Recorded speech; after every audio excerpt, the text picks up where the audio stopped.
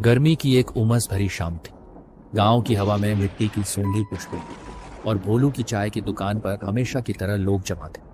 चाय की केतली में अदरक, इलायची और तेज पत्ते की महक उबल रही थी। भोलू अपने पुराने रेडियो पर पुराना गाना बजा रहा था और गांव वाले अपनी रोजमर्रा की गपशप में मगन थे। अरे भोलू, आज चाय में कुछ जादू डाल दे, गर्मी ने तो जान निकाल दी है। काका, मेरी चाय में जादू तो हमेशा रहता है, बस थोड़ा इंतजार करो, स्पेशल चाय तैयार है। रमेश और रमेश का दोस्त श्याम भी चाय की दुकान पर आते हैं। भोलू भाई, आज कुछ खास है क्या? दिन भर खेत में काम करके हड्डियां चटक रही हैं। अरे खास तो भोलू की चाय ही है, लेकिन आज कुछ अलग सुनना है। कोई डरावनी कहानी हो तो सुनाओ। डरावनी कहानी? अरे वो तो मास्टर जी के पास भरी पड़ी है। मास्टर जी, आप ही कुछ सुनाइए ना। तभी दुकान के कोने में बैठे रिटायर्ड मास्टर जी, जिनका असली नाम आशुतोष था। अच्छा, तुम लोग डरावनी कहानी सुनना चाहते हो? ठीक है, लेकिन ये कहानी सुनकर रात को घर जाते वक्त पीछे मुड़कर नहीं देखोगे। अरे मास्टर जी, अब तो डराने की कोशिश मत करो, जल्दी सुनाओ, क्या हुआ था? हाँ मास्टर जी, भूत भूत की बात हो तो बिल्कुल सच बताना, कोई बनावटी कहानी नहीं चलेगी। ये बात उन दिनों की है जब मैं इस गांव में नया नया आया था। मैं तब जवान था और गांव के बाहर जो पुरानी जमींदार की हवेली है, उसके बारे में तरह तरह की अफवाहें सुनी थी। तो कहते थे कि वो हवेली शापित है, रात को वहां कोई नहीं जाता। कहते थे वहां एक औरत का साया घूमता है जो हर उस इंसान को बुलाता है जो हवेली के पास से गुजरता है। अरे मास्टर जी, ये तो हर गांव में ऐसी कहानियां होती हैं। फिर क्या हुआ? हाँ रमेश, मैं भी यही सोचता था कि ये सब गांव वालों की बनाई कहानियां हैं, लेकिन उस रात जो हुआ उसने मेरी सोच बदल दी। सुनो, पूरी बात बताता हूं। उस समय मैं गांव के स्कूल में पढ़ाता था। मेरा दोस्त था गोविंद। वो गांव का ही था, लेकिन थोड़ा साहसी। उससे भूत प्रेत की बातों पर हंसी आती थी। पर हम दोनों गांव के मेले से देर रात लौट रहे थे। रास्ते में वही पुरानी हवेली पड़ती थी। रात के करीब 1 बजे होंगे। चांदनी रात थी, लेकिन हवा में एक अजीब सी सनसनाहट थी। मास्टर, चलो हवेली वाले रास्ते से चलते हैं, समय बचेगा, और वैसे भी ये भूत भूत की बातें बकवास हैं। गोविंद, रात हो गई है, दूसरा रास्ता लेते हैं। लेकिन वो नहीं माना। बोला, अरे डरपोक मत बन, चल मैं तुझे दिखाता हूँ कि हवेली में कुछ नहीं है। मजबूरी में मैं उसके पीछे पीछे चल पड़ा। जैसे ही हम हवेली के पास पहुंचे, मुझे लगा जैसे कोई मेरी तरफ देख रहा। हवेली का पुराना लोहे का गेट खुला था जो बंद रहता था। मैंने गोविंद से कहा, गोविंद, कुछ ठीक नहीं लग रहा, चल वापस चलते हैं।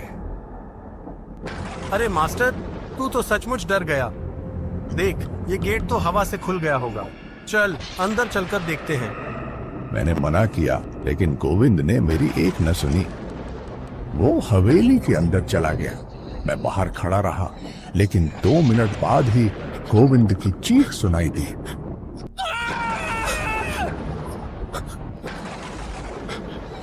अरे मास्टर जी, चीख, फिर क्या हुआ?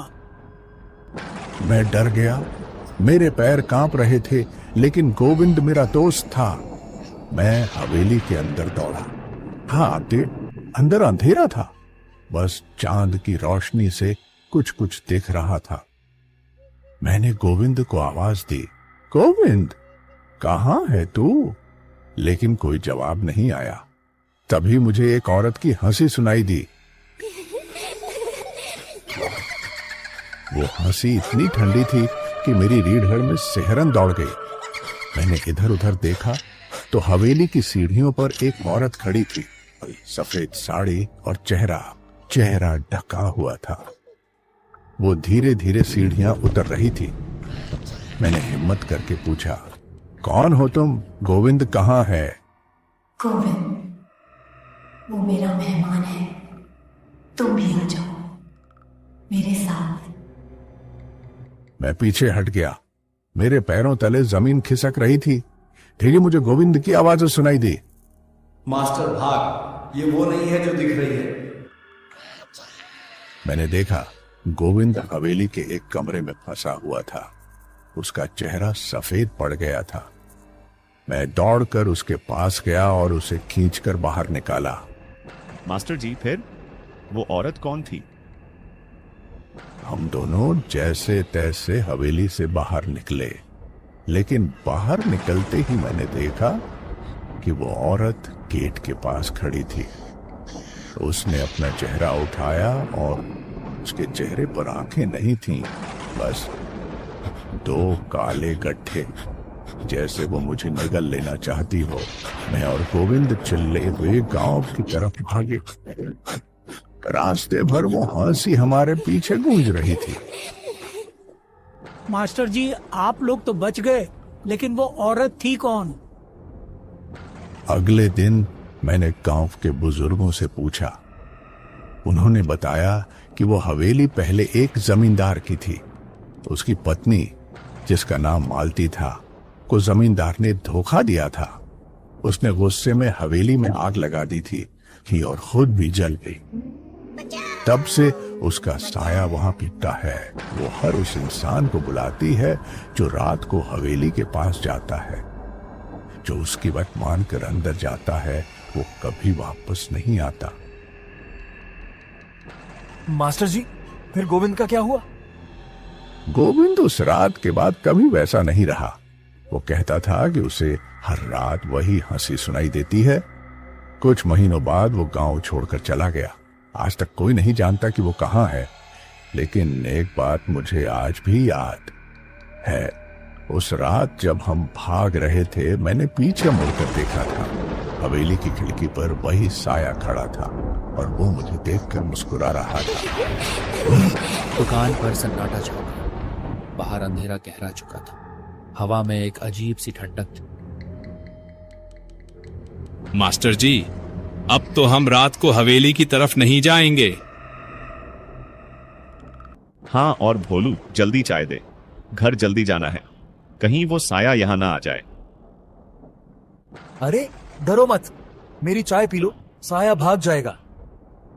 मास्टर जी, एक बात बताओ, आपने फिर कभी उस हवेली की तरफ रुख किया? हाँ, एक बार कई साल बाद मैंने हिम्मत करके हवेली के पास गया, लेकिन उस बार कुछ नहीं हुआ। शायद वो साया मुझसे अपना बदला ले चुका था। लेकिन एक बात पक्की है, वो हवेली आज भी वैसी ही है। और लोग कहते हैं रात को वहां अब भी किसी की आवाज सुनाई देती है। सब लोग चुपचाप चाय पीने लगे। उस रात जब लोग अपने अपने घरों को लौटे तो हर किसी के मन में एक सवाल था, क्या सचमुच वो साया आज भी उस हवेली में भटकता है?